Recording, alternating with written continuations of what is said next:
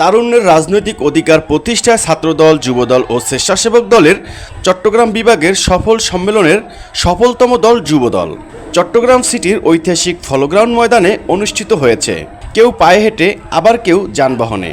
দলে দলে যোগ দিয়েছেন সমাবেশ স্থলে। সবার গন্তব্য চট্টগ্রাম নগরের ফলগ্রাউন্ড মাঠ।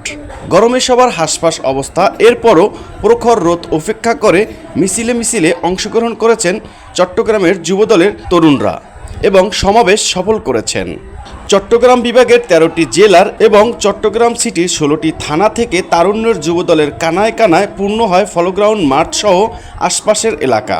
চট্টগ্রাম মহানগর খুলশী থানার সাবেক আহ্বায়ক হেলাল হোসেন হেলাল ও পরিশ্রমী যুব সংগঠক মোহাম্মদ সালাউদ্দিনের নেতৃত্বে এক বিশাল যুবদলের তারুণ্যের মিছিল নিয়ে সমাবেশে অংশগ্রহণ করেন। এই মিছিলে আরও উপস্থিত ছিলেন আরশি, মুন্না, জহির, জামিল, আমিন সহ অসংখ্য নেতাকর্মী। রাখার জন্য বিনীত অনুরোধ করছে বাংলাদেশ জাতীয়তাবাদী যুবদল কেন্দ্রীয় সংসদের বিপ্লবী সিনিয়র সহ সভাপতি জনাব রেজাউল করিম পল ভাইকে বক্তব্য রাখার জন্য অনুরোধ করছে।